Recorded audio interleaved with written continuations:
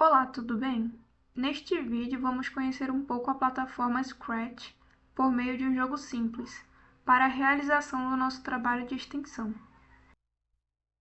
O tema escolhido para o nosso trabalho foi inclusão digital.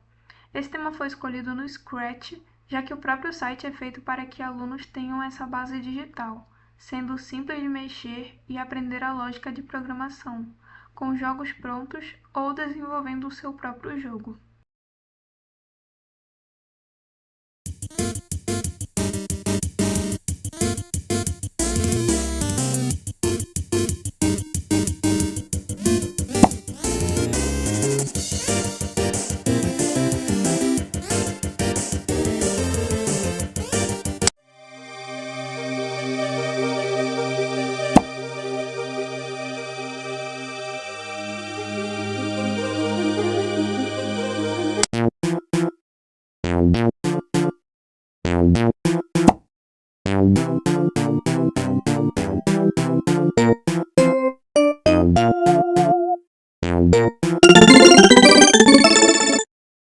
Para a criação geral de um jogo na plataforma Scratch, é necessário entender que podemos programar utilizando blocos de código, que vão dar as instruções aos nossos personagens, utilizando a lógica de programação, e além disso possuímos elementos conhecidos como sprites e backdrops.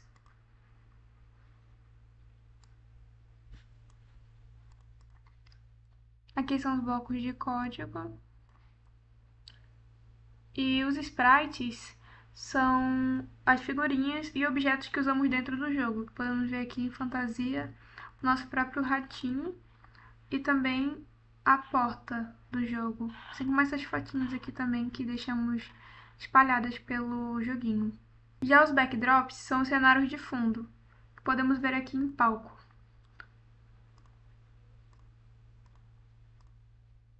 Esses foram todos os cenários que utilizamos conforme os níveis foram passando. Cada sprite tem seu próprio código para funcionamento geral do código, como por exemplo, o ratinho.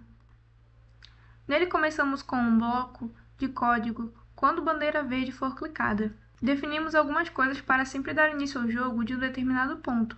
O mesmo acontece com outros objetos. Começando com o ratinho, definimos funções como que o nível do jogo começará na fase 0, no túnel neon. Definimos o som do cenário inicial.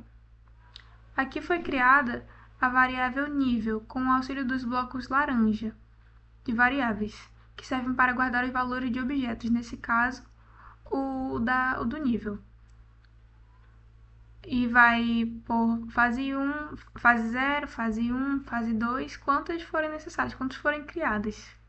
Definimos também a posição inicial do nosso ratinho, nos eixos X e Y. Definimos o que será dito com os blocos roxos de ação, como por exemplo fazer o ratinho dizer "me ajude a escapar por 3 segundos". Fora o bloco da bandeira verde, podemos verificar os demais do sprite ratinho. O bloco de ação embaixo da bandeira verde, que será ativado somente quando nosso rato chegar na fase final, comemorando sua liberdade. Podemos ver bem aqui. Quando o cenário mudar para XW Wallpaper, que é o nosso último cenário, a gente para todos os sons, tocar o som Win e dizer Liberdade cantou por 10 segundos. Além disso, ao lado dos demais blocos, temos os blocos de movimentação do jogo, que assim como todo o resto, sempre vão começar com os blocos amarelos de evento, que definem uma interação sendo realizada com o jogo. Nesse caso, quando clicamos nas teclas da setinha. Logo em seguida temos os blocos azuis, de movimento. Definimos a direção e a distância que o ratinho irá percorrer com um único clique na tela. O próximo bloquinho é o roxo, de aparência. Este do ratinho basicamente irá dar o efeito de animação nas patas ao apertar uma tecla, movimentando-as. O nosso rato também recebeu interação sonora com o cenário, ou seja, dependendo de onde ele está, o som do cenário irá mudar. No primeiro bloco, quando ele vai à fase 1, todos os sons atuais são parados com o auxílio dos blocos rosas de som. São esse aqui. E então trocamos a música do cenário para a música da fase da água. O mesmo ocorre com os demais blocos. Bem aqui, quando a gente muda o cenário, para os sons e toca outra música. sempre sendo alterados quando o rato muda de cenário. Agora vamos ao sprite da porta. Temos o sprite da porta 1. Nesse sprite adicionamos os seguintes comandos. Veja que definimos que toda vez que a bandeira verde for apertada, a porta que aparecerá será a porta 1 e iniciará no nível 0. Outra parte definida nesta porta é quando clicamos nela, automaticamente faz-se a pergunta e mostra suas alternativas. Utilizamos o se para realizar a ação necessária caso a resposta for correta ou errada. Se for errada, exibe uma fala de resposta incorreta e o jogador deve clicar na porta novamente. Se for certa, alterar o nível para o 1, troca para o cenário e esconde a porta 1. Agora vamos para a porta 2. Nesse sprite adicionamos os seguintes comandos. Veja que definimos que toda vez que a bandeira verde for apertada, aparecerá a porta 1 e iniciará no nível 0. Praticamente volta tudo do início, isso foi feito em todas as portas. Definimos que se o fundo for o da água, então a porta 2 aparecerá. Junto com ela, definimos que ao clicá-la fará uma pergunta e mostrará que aceita somente sim ou não como resposta. Bem aqui.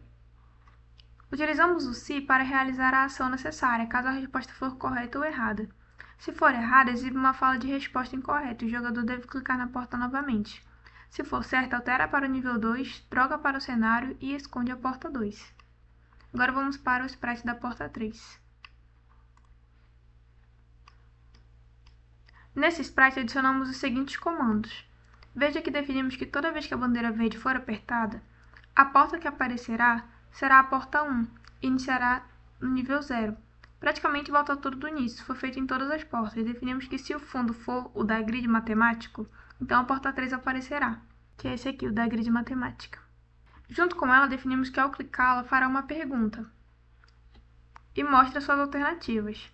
Utilizamos o se para realizar a ação necessária caso a resposta for correta ou errada. Se for errada, exibe uma fala de resposta incorreta e o jogador deve clicar na porta novamente. E se for certo, altera o nível para o 3, troca para o cenário e esconde a porta 3. Quando clicamos na bandeira verde, os arquivos são pré-definidos em posições específicas.